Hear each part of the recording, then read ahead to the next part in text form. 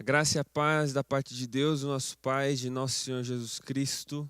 Eu quero aqui agradecer já a organização da conferência, a pessoa do Uriel. Obrigado pelo carinho, pelo convite. Me sinto lisonjeado de fazer parte desse time seleto de pregadores da Palavra de Deus que estão aqui ao longo desses dias compartilhando o pão, o alimento espiritual.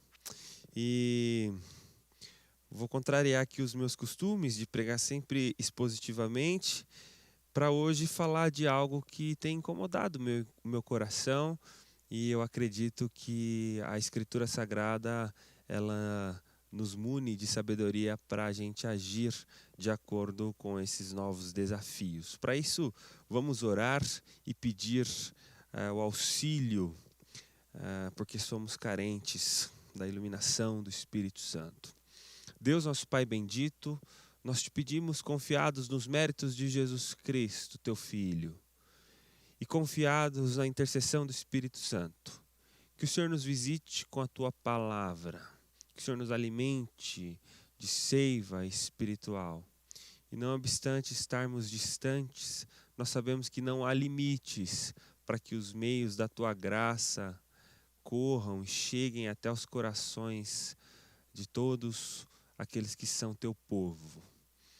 Portanto, Senhor, obrigado pela oportunidade e que a tua palavra encontre terra boa e frutífera nos nossos corações.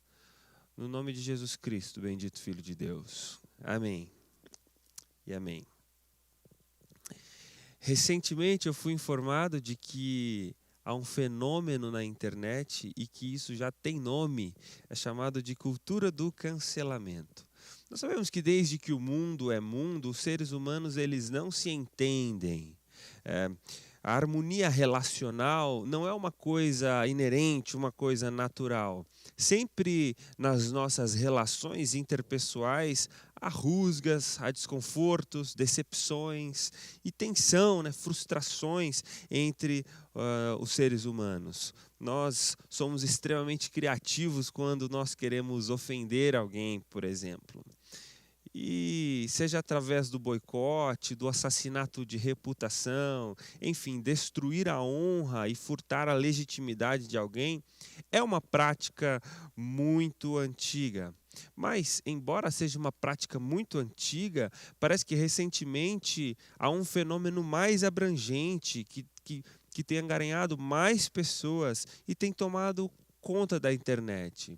Esse termo que foi batizado como cancelamento foi eleito inclusive o termo do ano pelo dicionário Macquarie.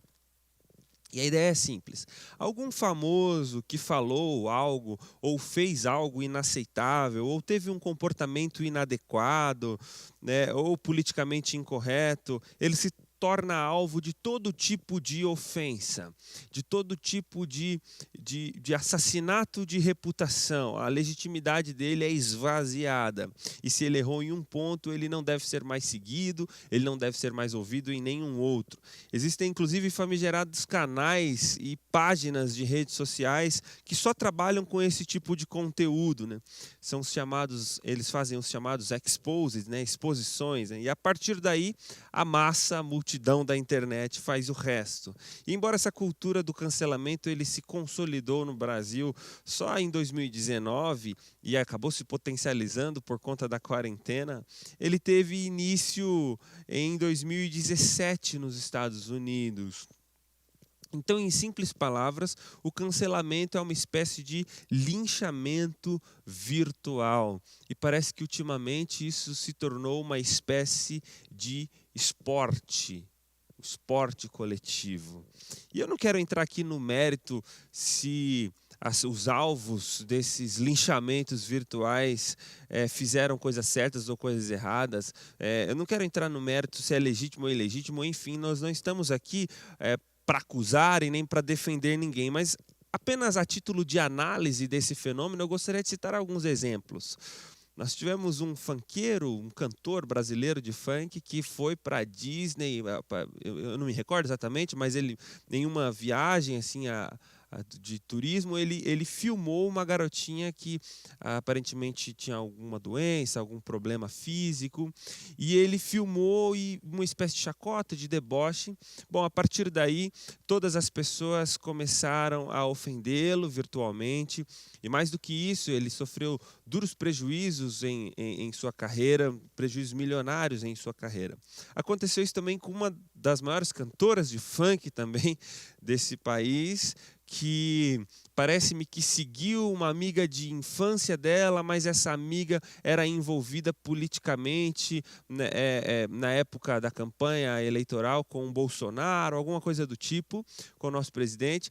E essa cantora de funk, então, ela passou a ser boicotada por toda a comunidade LGBT, enfim, eles não se sentiram representados mais, e uma série de ameaças pessoais e ofensas de reputação, enfim. A gente pode dar vários exemplos, mas eu separei um aqui que esse especialmente eu achei bem forte. Mas existe um podcast de jornalismo aqui no Brasil, um podcast desses alternativos que se propõem a construir debates neutros e democráticos, e enfim. E esse aclamado podcast convidou 2 pessoas para falar sobre investimento financeiro, ativação financeira, enfim. Parece que uma garota que eu não conheço muito bem, mas parece que uma garota que tem um canal sobre finanças, para ensinar finanças para pessoas de baixa renda. E um outro sujeito que tem uma abordagem mais liberal, enfim, e eles foram para o debate. E as pessoas começaram a dizer que as mediadoras ali, as 2 jornalistas que fazem a mediação do podcast, elas estariam de alguma forma preferindo os argumentos mais liberais, que eram defendidos por um homem, e preterindo os argumentos dessa garota. E parece-me que a mediação, a alegação pelo menos, é de que a mediação foi injusta, enfim. E pelo fato de ser um homem que estava defendendo essa outra abordagem, e a garota, então, as pessoas da internet começaram a dizer que houve uma preferência apenas pelo fato de ter sido um homem contra uma garota, e de que o ambiente não foi propício para o debate, de que o homem era mais preparado, enfim, uma celeuma em torno desse assunto, e acabou o resultado, a implicação disso foi um cancelamento desse podcast. Agora, por que eu estou falando desse caso específico? Porque me chamou muito a atenção um tweet dessa jornalista, veja, de uma das protagonistas aí desse caso, que é a jornalista desse podcast. Veja o que ela escreveu na internet, abre aspas: "Eu faço um apelo, por favor, por tudo que for mais sagrado para vocês, não envolvam minha filha nisso. Eu errei, podem me bater, me cancelar, cuspir em mim. Eu avisei que a fada sensata não existia, que eu erro como pessoa, mas eu aceito o peso da exposição. A minha filha não." E essa filha a quem ela se refere se trata de uma criança. Veja a que ponto nós chegamos. A internet virou uma espécie de tribunal. Ela tem um poder legislativo virtual, ali onde o comportamento politicamente correto é estabelecido, o que se pode fazer, o que não se pode fazer, o que se pode falar, o que não se pode falar. Tem o poder judiciário, pois as pessoas são acusadas, julgadas, condenadas, e a partir daí, ao mesmo tempo, já tem o poder executivo ali, que é essa cultura do cancelamento, que é o boicote, que é tentar assassinar a reputação da pessoa em questão. Estranhamente, e em menor escala, parece-me que isso acontece também no ambiente cristão, em algum nível, dentre os teólogos ou das pessoas que acreditam que são teólogos. Eu gosto sempre de citar um exemplo de um garoto que era de uma cultura mais época pentecostal, mais carismática. E aí, de repente, ele, ao acessar o YouTube, ele encontrou lá um sermão do Augustus Nicodemos, do John Piper, do Paul Washer, enfim. Então ele entendeu que fazia mais sentido do ponto de vista bíblico a teologia reformada, começou a estudar 1 ou 2 meses, e aí no auge do seu conhecimento, lá de 3 meses de teologia reformada, ele vai para a internet e começa a atacar os irmãos mais carismáticos, ele começa a tirar toda a legitimidade e trabalhar para ofender toda a reputação de pessoas que não pensam igual a ele, e ele se torna um sujeito amargo, e ele procura heresias, blasfêmias e temas polêmicos, porque ele gosta de estar envolvido naquilo, e estranhamente aquilo dá uma sensação de bem-estar para ele, porque ele está falando mal de alguém, porque ele está detonando alguém, porque ele está se provando mais qualificado teologicamente que outra pessoa. Esse exemplo que eu citei é o meu exemplo. Esse exemplo que eu citei é um exemplo de eu com 15 anos, ao ler um sermão do Spurgeon, e perceber que a teologia reformada fazia mais sentido, e começar a ler alguma literatura reformada, e então eu me tornei uma espécie... naquela época não existia esse termo, mas eu ficava procurando temas polêmicos, discutindo com pessoas, e eu confundia a sede pelo verdadeiro evangelho com essas atitudes pecaminosas. E eu aprendi que tudo que nasce no solo do ressentimento, ele tende a ser infrutífero. Mas hoje eu queria investigar com você a origem disso. Esse comportamento humano, essa espécie de sadismo, esse bem-estar em ver alguém sendo humilhado, vilipendiado, da onde ele vem? Bom, meus irmãos, a Bíblia chama isso de pecado, né? Na teologia nós chamamos isso de depravação, e nós dizemos que ela é total porque ela abrange todas as áreas da nossa vida, inclusive as nossas relações interpessoais. E mais, ela é uma consequência imediata do pecado.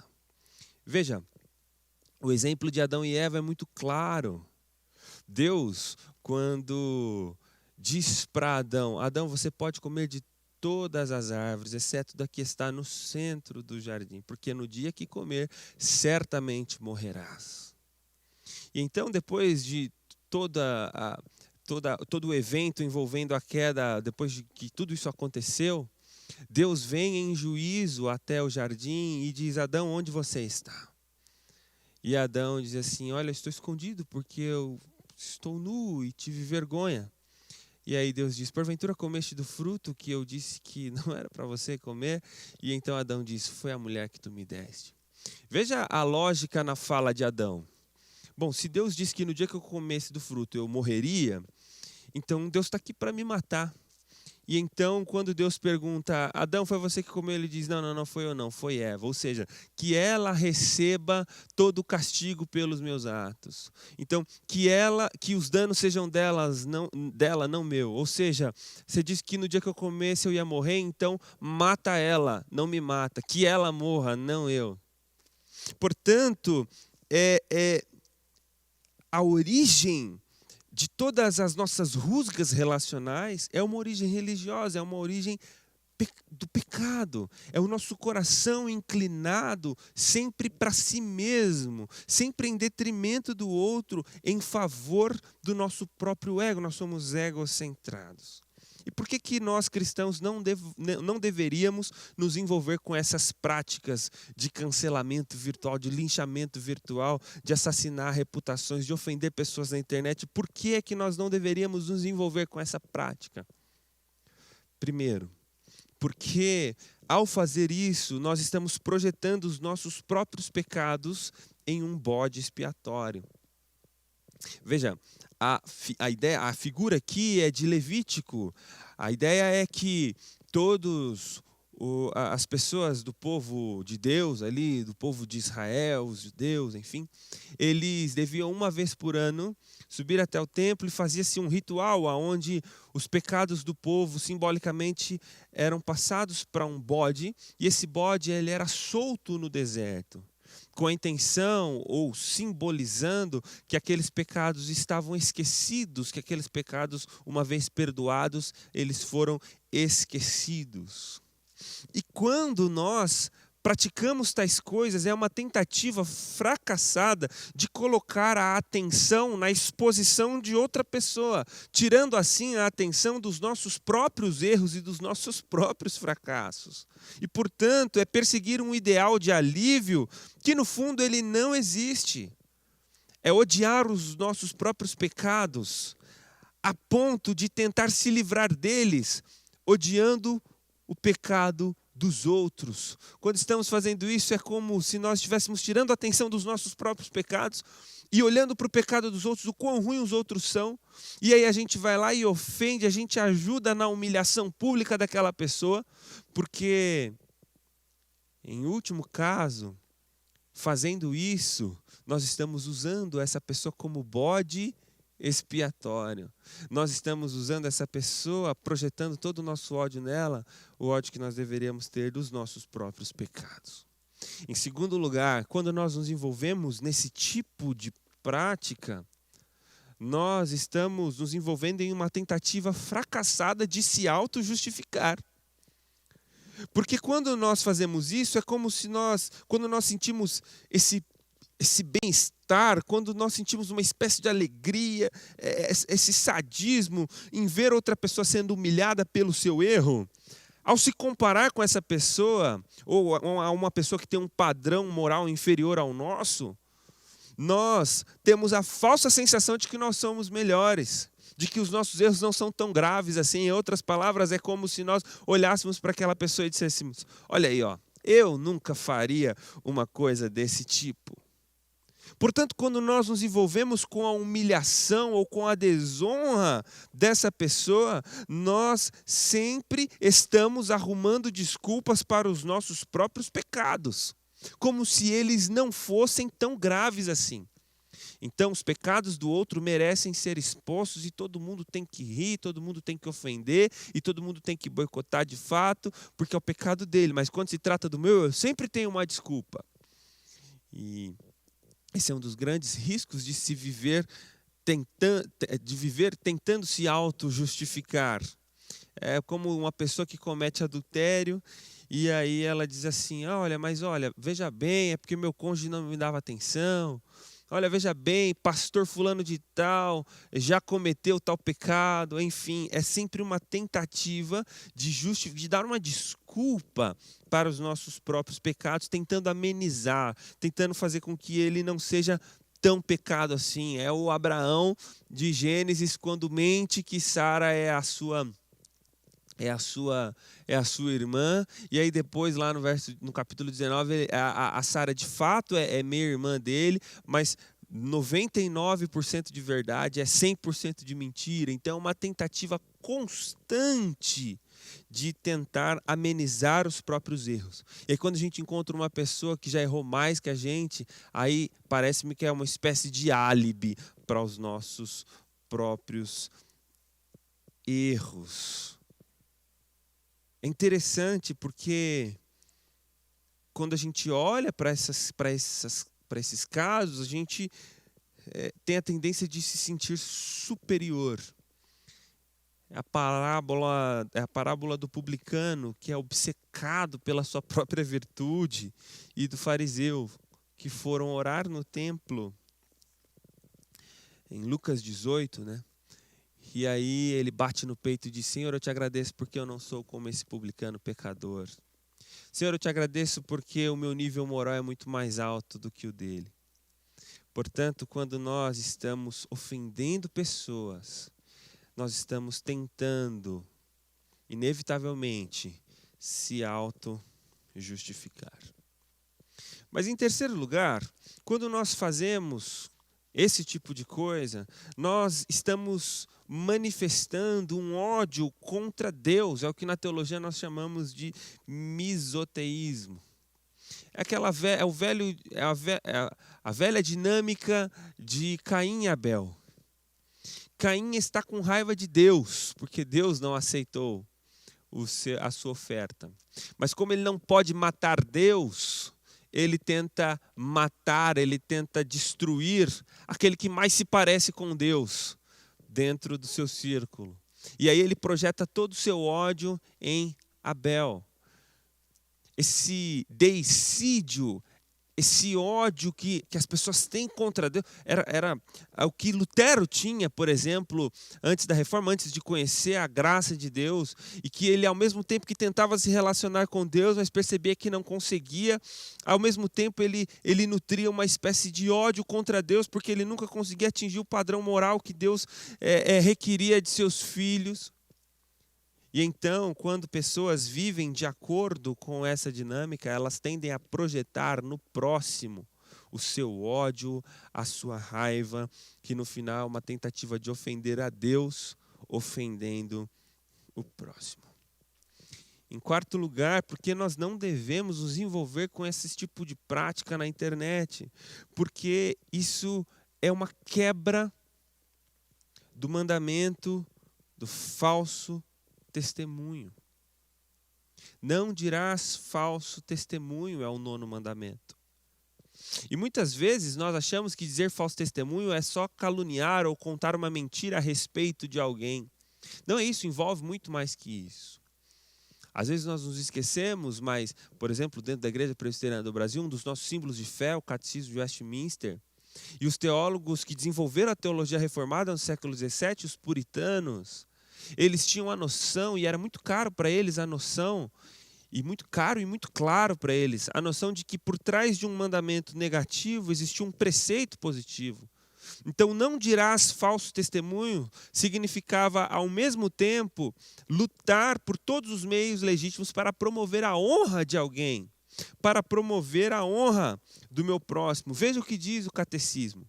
Os pecados proibidos no 9º mandamento são tudo o que agrava a verdade e a boa reputação do nosso próximo, bem como a nossa própria, especialmente em juízos públicos. Aí mais adiante diz assim, olha, esforçar-se por ou desejar depreciá-lo, regozijar-se com a ignomínia e vergonha deles, vilipêndio escarnecedor. Veja o que é acusado, veja o que é proibido no 9º mandamento, não dirás falsos testemunhos. Esforçar-se ou desejar-se para depreciar pessoas e regozijar-se com a vergonha de pessoas alheias. Tem gente que diz assim, não, pastor, mas eu só falo a verdade. Eu vou lá combater o falso profeta na internet, mas eu só falo a verdade. E outra, eu não tenho nenhuma alegria nisso. Veja como o nosso coração é enganoso. Nós usamos até coisas legítimas e santas. Eu não estou dizendo que a verdade não precisa ser defendida e que a mentira não precisa ser combatida, não é isso. Mas o que eu estou dizendo é dessa sensação de bem-estar, essa sensação boa que se sente quando vemos pessoas sendo envergonhadas, quando vemos pessoas destruídas em seus argumentos. Essa sensação de que eu venci. Isso é quebrar, pecar contra a lei de Deus. Em quinto lugar e último, quando nós desonramos o próximo, quando nós ofendemos a reputação do próximo, nós estamos desonrando o próprio Deus. Assassinar a reputação publicamente de alguém é desrespeitar o próprio Deus, em quem essa pessoa foi feita imagem. Gênesis diz que todos os animais foram feitos segundo a sua espécie. Mas o homem, Deus criou segundo a sua imagem, conforme a sua semelhança. É o que Tiago diz, por exemplo, em sua carta, quando ele diz, como assim, né? Com a língua vocês honram a Deus e desonram o irmão? Porque isso é de uma incoerência gigantesca, porque ao desonrar o irmão, estamos desonrando a Deus também, porque o irmão foi feito à imagem dele. Aquele que foi feito para ser retrato de Deus, e mesmo quebrado pelo pecado, mas quando nós denegrimos, quando nós ofendemos, indiretamente estamos fazendo contra o próprio Deus, em quem tal ser foi feito imagem. Portanto, qual é o paradigma do cristão? Como o cristão tem que se comportar diante desse fenômeno e de tantos outros do nosso tempo? O paradigma do cristão é a mentalidade do justificado. Uma vez que eu fui justificado, uma vez que eu fui aceito pela graça de Deus, pelos méritos de Cristo, uma vez que a obediência dele foi colocada em mim, e a minha culpa foi levada sobre ele, e ele era inocente e eu era culpado.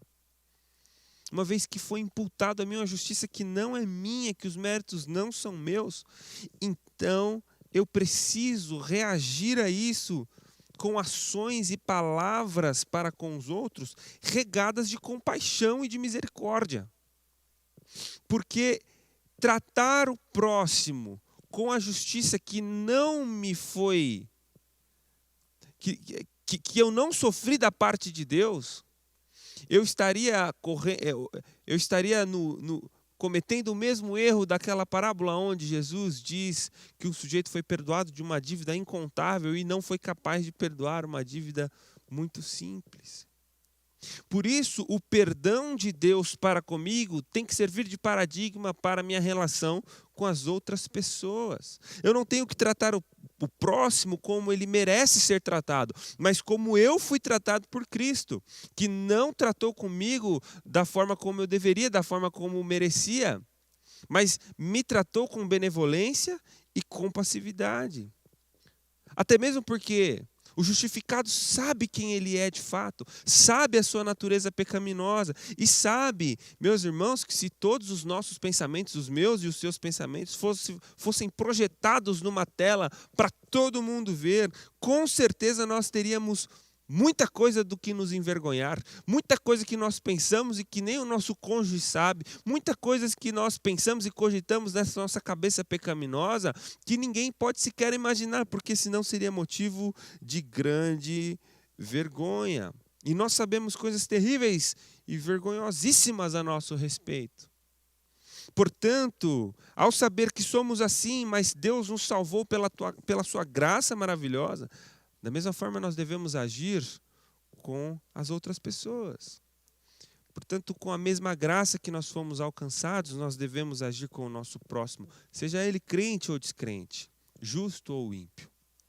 Dietrich Bonhoeffer diz que Cristo é o mediador entre Deus e os homens, mas Cristo também é o mediador entre homens e homens. Se não fosse por Cristo, meus irmãos, relacionamentos interpessoais seria impossível. Nós seríamos tão egocentrados, tão adoradores do próprio ventre, tão interessados em satisfazer os nossos próprios apetites, que sequer enxergaríamos o próximo como imagem de Deus, ou que sequer enxergaríamos a imagem de Deus no nosso próximo. E embora todos nós, em potencial, nós fornecemos todo tipo de motivo legítimo para sermos cancelados, houve um homem que sem motivo algum suportou toda a vergonha. Não nos esqueçamos do nosso Senhor Jesus Cristo, nosso maior exemplo, que no auge do seu cancelamento, quando ele estava sendo xingado, maltratado e cuspido por uma multidão manobrada politicamente, sendo ele completamente inocente, disse: Pai, perdoa-lhes, porque eles não sabem o que fazem. Deus seja louvado e que Deus nos abençoe a todos nós.